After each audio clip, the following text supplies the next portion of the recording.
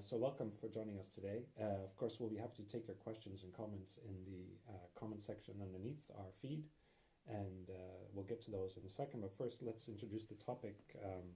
We just recently released a report on buildings, and perhaps, Johannes, you could show us what are the key findings of the briefing. Yeah, thanks. Good morning to everyone.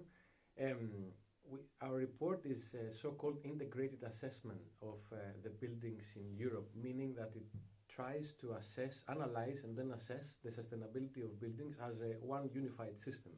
It looks into the interactions of buildings with other systems like water supply, waste management, energy provision, and by doing that it tries to identify where are the environmental hotspots, where are the biggest problems, let's say, that arise for the climate and the environment from us making, using and disposing of buildings. And the report also finishes with a set of principles that in our view should underpin EU policy making when it comes to building sustainability. Okay, we'll dive into those issues, but when we're talking about buildings, what are we talking about? Well, everyone has an opinion about what a building is because we all use them. Yeah. We spend about a quarter of our disposable income on buildings, buying them or renting them or paying the bills that they create. Yeah? So we spend a lot of our time in buildings as well. However, buildings are especially relevant for the environment because they consume a huge amount of materials, a huge amount of energy. About a third of all the materials that are entering the EU economy are used in buildings. And therefore, they are, because of the use of materials and energy, they also have a lot of emissions. Buildings is the single highest, environmentally speaking, emitter in Europe. More than 30% of the environmental footprint of the European consumption is because of buildings. Okay, wow, that's pretty big. I'm remembering Stefan here. In terms of climate change and decarbonization, what are the energy consumption emissions of buildings? Yes. So from my side, I focus mainly on the use phase of the building. So the building we use, like today, we are in a building, we use light, heating system, etc. This is consuming energy. It's a lot of energy that are consumed by buildings. I think Johannes mentioned it. It's more than 40%. It fluctuates a little bit depending on the year, but roughly 40 to 42% of the total energy consumption of the year is from buildings. And from the greenhouse gas emission part, it's also a lot. It's around 35% of the greenhouse gas emissions that are related to buildings, the use of energy in buildings. If we want to talk about the trends, what we have seen from the last 10 years, the greenhouse gas emissions from buildings, they are decreasing. They have decreased by 34% since 2005, let's say. When we look at the energy consumption in building, it's not the same picture. It's more or less flat. We don't see any clear trend of decreasing or increasing. I would say, what are the variables that are influencing all these trends? Maybe that's interesting to look at. Of course, the energy efficiency of buildings that has improved, and this is something that is decreasing both energy consumption and greenhouse gas emissions. We also have to note that the warmer winters are also, they have an effect because we consume less energy for heating. Sure. It's a trend. And of course, we don't have to forget that in the buildings we have users and people, so they also behave differently. And we have seen in the last few years with the crisis that when you set your thermostat a bit lower in winter, a bit higher in summer for the cooling, you make a big difference in terms of energy saving. And if we want to maybe find an explanation why we don't decrease energy consumption, it's also because the number of buildings increase and the size of the buildings increase. So the square meter per people is increasing. That's a factor that, of course, offsetting some of the progress, both in greenhouse gas emission and in energy consumption. Okay. Just a note to the audience again, if you're joining us late, I guess there was a few technical issues when we started, but if you have any questions or comments for our experts, please jot them down and we'll make sure we get to them during our show today. I suppose there isn't a one-size-fits-all approach for Europe. I mean, there's a lot of diverse buildings and the way the construction happens from one area to the other. And also different standards. For instance, in Finland, they use a lot more wood than they would in the Mediterranean area. But how do we address that? What's Yes, you're right. Of course, the architectural styles are very different across Europe. But not only that, also the needs that buildings have to fulfill are different. Because, for instance, I don't think there's a lot of cooling need in Finland in the summer, but there is in Italy and in Spain. So also the types of equipment that buildings need to have to accommodate for people's needs are very different. Buildings are relying traditionally on locally sourced materials. So, for instance, if you have a lot more wood in the north of Europe, then it's more likely that the architectural style will adhere to that. However, there are some broad trends that we can see, and I would like to take us to the more socioeconomic aspects of buildings now that are a bit more uniform across the EU. For instance, we observe an aging population everywhere. That means that more and more people live in single-person households or a couple only, and that increases the demand for floor space. We also see people moving to the cities more, and that's a trend that has started a very long time ago, and it keeps happening. So we need buildings elsewhere. And I'm saying all that because one could wonder, we are a population in Europe that is not increasing dramatically every year. So maybe we have all the buildings we need, which might be true, but unfortunately we don't have the buildings we need in the place we need them and performing the functionality that we need them to perform. That's why construction of buildings is really going on a lot to fulfill these changing trends in the socioeconomic in our societies. Stephanie, have anything to add on that? No, I think it was described, and actually it's also explaining some of the trends that I was saying. This the evolution, the demographic evolution, is also explaining why the square meter per person is increasing, or the number of dwellings is increasing. More single family, maybe because of age, but also because of style of life of people in the society. Perhaps you can just, what is the state of play of our building stock in terms of energy efficiency? Yes, and that's a good question, because that's where we need a lot of data to characterize the state of the building site. We know more or less that 70, maybe more, 70 to 75, 80% of the building stock is inefficient from an energy perspective. So there is a huge untapped potential of reduction of energy use and of greenhouse gas emission. And this is very well identified by all the policies and the scenarios at the European level. The data that have been collected in the last maybe 10 years, let's say, thanks to also the European level legislation, which asks the member states to develop long-term renovation strategies, and at first to take stock of what is the situation. They have improved a lot the knowledge on this aspect. The new buildings now are required to be near zero energy. That's also an improvement, and indeed the new construction in many countries, like if we are based in Denmark, here we see the new construction, the new buildings, they are always very high level in terms of energy efficiency.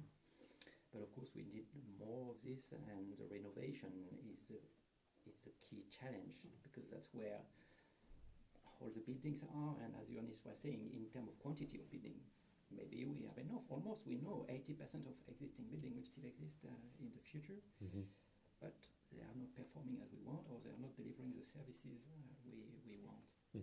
And Johannes, question for you: what is the biggest problem or challenge facing the green shift of our buildings? I want to pick up on Stefan's point here, answering your question. Really, speed. Buildings are very long-lasting products. They're products. We construct them to be used by us, and they last for a very long time. So if you want to make changes in the way they perform, the way they're constructed and all of that, you need to take into account their lifespan, which is huge. On the other hand, the pressure from the environmental and climate crisis that we're facing is increasing. So we are faced with urgency. So if buildings are and should be part of the solution, then we need to deal with them now, deal with the existing buildings, because as Stefan said, 80% of the buildings that will exist in 2050 exist also today. So there's not that many, there's not that much of a change that new buildings can do. They of course can, but we also really need to focus on existing buildings. So the speed of our action towards existing buildings through renovation is key, I think, for achieving sustainability in the building stock. Yeah. And perhaps it's worth noting is Europe is in a unique place, perhaps because of all the historic buildings we have. Yes. Very old building stock, for instance, in Paris, big cities, or Yeah. even here in Denmark and so forth. So, yeah, how do you? Yeah, I could add something on that, because when you say, so the speed is a key question, but for this renovation and including energy renovation to happen, we need money. So the financial dimension is key. So securing enough money and channeling this money also to the right place for the right action. And when we talk about actions, it's also how the construction and renovation industry is involved and how much the skills are available on the market and in the companies. So that's also a big challenge. Is we need new skills, more skills also in quantity to operate this renovation wave or the energy renovation, this massive energy renovation. Mm-hmm. Yeah. Okay. Just a second, if you have any questions or comments, please jot them down. We have some time for them now, so please come ahead if you have any. What are the key actions you recommend for improving the sustainability of the building stock? That's a question for both of you. Yeah, given my expertise in circular economy and the use of materials, I would start from that angle. So renovation should be prioritized in my view, because renovation is a way to give extra life to the building. And if you do that, you avoid building new buildings. Building new buildings means you need to source new virgin material from nature, and that comes with a pretty high environmental cost. So if you use what you already have, you avoid the impacts from building something new, and that's why renovation is key, also from a materials perspective. Circular economy principles in general, like the use of long-lasting materials, or making sure that the buildings are designed in a modular way so that you can reuse parts of them later on in life, or that they are designed in a way that is easy to recycle when they reach their end of life into new buildings again.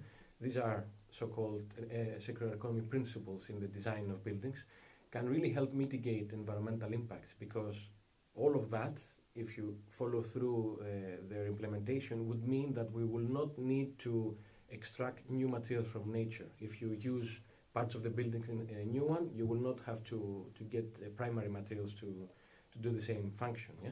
So the environmental benefit is really linked in terms of materials with renovation, with long-lasting products and so on. Mm-hmm. Stefan? And then when it's about the use phase of buildings, it's the recommendation, the general recommendation, of course, to work on the building envelope, so more insulation or better insulation to improve energy efficiency and decrease energy need, of course, but also decarbonizing the heating system is also a key aspect. Well, it's about half of this energy that is used for heating at the moment in the EU is from fossil. So this decarbonization of heating is key in reducing CO2 emissions. Yeah. But of course, efficiency and decarbonizing heating, it's something that goes hand in hand.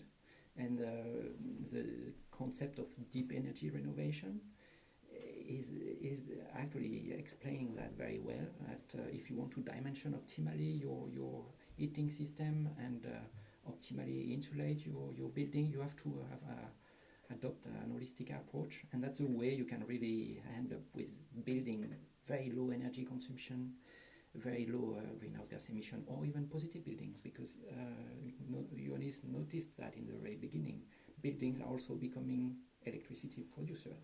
Yeah. Thanks to the rooftop in particular. Yeah, so for solar panels, heating, also for heating water and so forth. When we talk about perhaps renovation, the most obvious one is, as you mentioned, insulation. But what are some key renovations that make a big difference for a building?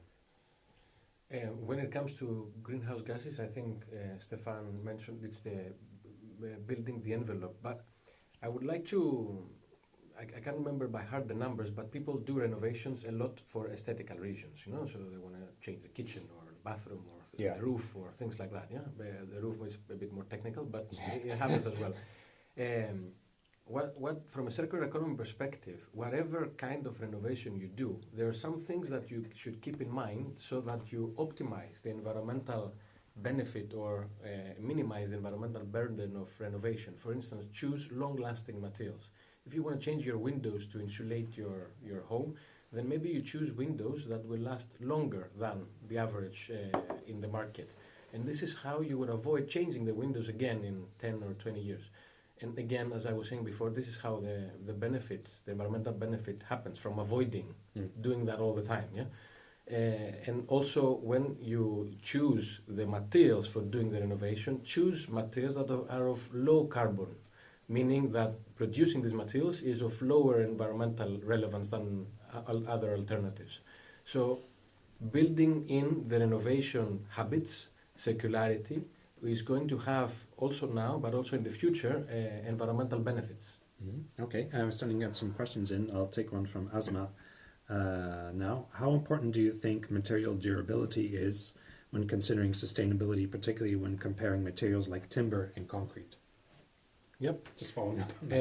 I'm not a technical expert, so I don't know what the difference is between building a frame of a building with wood and with concrete. I don't think the difference is that great, but I don't have the data with me. However, material durability, how long things last, as I explained before, is super important, because then you will not have to do this exercise of replacing the material at the end of life over and over again. It is important, though, to keep in mind that material durability might have a conflict with our immediate targets. So we need the benefits to happen closer to now, so that we avoid the impacts of climate change and so on as fast as we can. So some of the benefits from choosing long-lasting products will appear far in the future, and that might be a little bit of a problem. I recognize that. That's indeed one aspect. You choose one or the other, but it has as a result a different path in terms of CO2 emissions. Sometimes it's closer, or its benefits are in the longer term.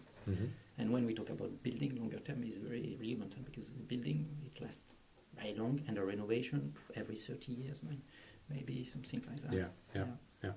It's a huge subject area, but one could assume that the biggest building challenge areas like factories or industries versus apartment buildings, which one would have the biggest impact on the environment? Are they comparable, the size, or? When we use data, we collect data, we look at buildings by distinguishing type of building, mainly housing, let's say house and dwellings, and other type of building.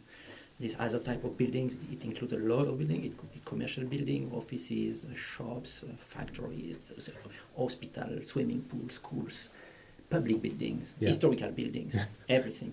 But the big part of the stock is used for living, for housing and dwelling. So that's probably where the main effort is needed. I just would like to add here that there's a governance issue that we shouldn't neglect. Imagine if an activity needs to happen in residential buildings, how many buildings owners need to be involved? Every one of us. While if we're talking about commercial buildings, or even more public buildings, then one single authority can decide to instigate a much more widespread action. So sometimes we say that the instruments like the green public procurement, which is applied in public buildings, can create the impetus, a momentum for change that will affect the entire building stock, because of too many public buildings we have. So it is important to remember how change can happen, how many people need to be involved in making changes, renovations or whatever. Yeah. Sure. As you said, it can take a long time for the stock to change. Particularly, what about homes? Since you mentioned this is the biggest area of buildings in Europe, what should homeowners be looking out for in terms of energy efficiency and renovations? We've seen a lot about the heat pump revolution across Europe, changing gas boilers. Of course, there's some people that still use coal to heat their homes in parts of Europe as well. How do we address these things? Yes, and I would like also to continue answering to this question on the people side, because behind all these objectives, environmental objectives and policies, we have people and many individuals to renovate their house, their individual house, and that's where there is a lot of because it's easy to say just renovate your house, change your heating system, and everything will go well. But it's not. It's easy to say. Not that simple. Not that simple, no. Especially when you think about the deep energy renovation, which would bring the most, let's say, performing result for the buildings. But there is, of course, a need to support people financially. But it's not only financially. We have done a work on how to help people. Let's say, what is the behavioral insight when looking at investing in renovation of buildings, and other non-monetary factors they count a lot as well. And there is a lot of what we call the hassle factor is very pregnant in the different variables that are behind the decision of investing. And so beside the financial support, all the technical support and the people through, for instance, any type of one-stop shop, we call it like that, into the EU directive. That's a place where people can go and they are supported from the very beginning to the end with more guarantee and some of the let's say the worry that you have if you are alone is passed to this supporting body. Okay, can you explain a bit more about this EU directive? What it does? This is the Energy Performance of Building Directive, EPBD we call it in jargon. It gives actually the big direction of what the member states should implement at national level for improving the performance of the buildings. And this one-stop shop is part of it. Building is a big topic. Yeah. And the legislation in this one covers all the dimensions, from the technical perspective to the people aspect and needs in the vaccine. Yeah, I have a question on this actually from Rosamund, but before I do, I imagine a lot of member states, countries already have programs in place to help and support consumers, homeowners with renovations. Yes, a lot of them have support, and there is also this. We are also in this situation, as everywhere in the world, where there is a need to renovate buildings. This incentivizing, subsidizing, and it's not easy at all. So the policies are renovated, assessed regularly, and improved.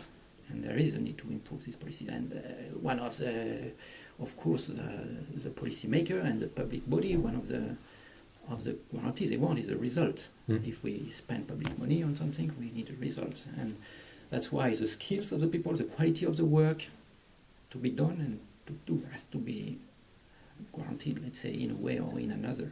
Yeah. Can I make a very quick comment here? Of course, investing in energy efficiency and energy renovation is expensive, but there's a benefit, because then your energy bill will lower, and therefore you might have a high maybe investment cost, but you will start reaping the benefits with time. So that's like an incentive for people to do it as well, besides the environmental aspects of things.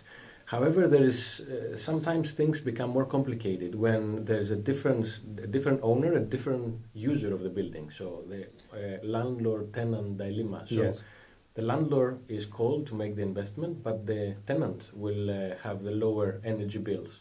And that is very difficult to address, obviously, because it reaches the edge of policy, what policies can do. Yeah, yeah. Yeah, absolutely. And all the policies are now considering all this kind of tricky aspect better and better, but of course it takes time. Mm-hmm. And if you have a house, you rent your house to someone, maybe you don't want to install solar panel at your cost, and the benefit is going to your tenant. Yeah, And for this not happening, and for let's say the incentive for you to install, you as an owner to install a solar rooftop system, mm-hmm. you need to receive the benefit. So Yeah. some new, let's say, business schema or offer are developing. Like for instance, you could rent your roof as the owner of the house, so you receive the money that is from the benefit of Sure. having this, and so this different way of Yeah, adapting yeah, the yeah. legislation as it is progressing, of course. I mean, in the end, I mean, all these renovations do add value to the real estate, to the building itself. So Yeah, That's right. and from the very macro perspective, Yeah. there is also a huge expectation from EU level that this energy efficiency and in buildings also decrease the dependency. Yeah. And Okay. electrification decrease the dependency on gas in particular. we have a few minutes left, but let me get to some questions from Usman on energy performance certificates assigned to residential buildings vary greatly across European countries, he says. The same building might get different ratings depending on which country's EPC methodology is used. What's your opinion on the need of having a more standardized measure? I'm not going to say I have a clear opinion on that, but yes, there is this issue that the definitions are not the same in the different countries for the labeling. Yeah. And yes, it makes difficult also to assess the different policies and to have this European level vision, of course. Mm-hmm. That's something perhaps for the European Commission to address. Yes, maybe, yeah. Yeah. And also, it's what Johannes was saying. You asked the question in the beginning. There is a lot of context aspect in this area. That's why also not everything can be standardized everywhere, especially if we want to achieve some sort of optimality across the value chain in terms of environmental aspect. Mm-hmm. Another comment from Asma, to successfully implement a circular economy, we need to consider the entire life cycle in detail, as you referred to before. For example, sourcing materials from sustainable resources is often overlooked. While we frequently discuss reuse and recycling materials, how practical are these approaches in reality when there are limited options for recovering used materials? Yeah, it's true that the highest environmental cost from the building's life cycle when it comes to materials, of course, is when you produce the building. So recycling and reuse is not as environmentally costly, but recycling and reuse is super relevant because it avoids extracting new materials from the ground. I think it is important to have this, just to take this question to a broader level, it's important to have the life cycle perspective when you're looking at these things. An example is the greenhouse gas emissions emitted during using a building. So for the new super energy efficient buildings that we see spurring across Europe, the use phase greenhouse gas emissions are very low because they're very well insulated. They don't consume a lot of energy. However, making the buildings becomes more relevant. Yeah. So the sourcing of materials, like it was mentioned in the question, becomes much more prominent in terms of the life cycle emissions of buildings. And now policy needs to start shifting from the use of the buildings into the construction of the buildings, because that's where the hotspot is moving towards.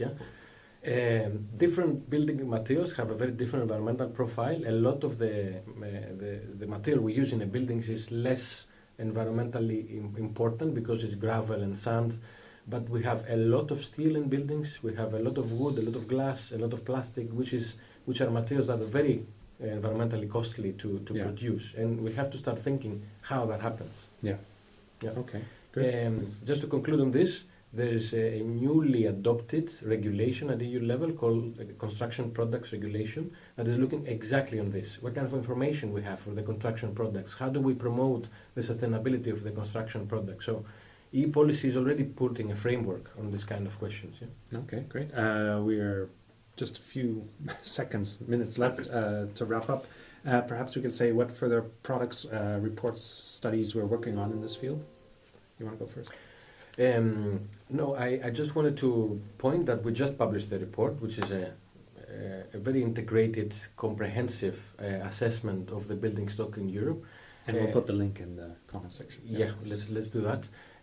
But then I pass on the floor to Stefan for the future. Yes, more details. From our side, we have a very regular production of data, in particular greenhouse gas emission, of which from buildings, and we update regularly an EEA indicator.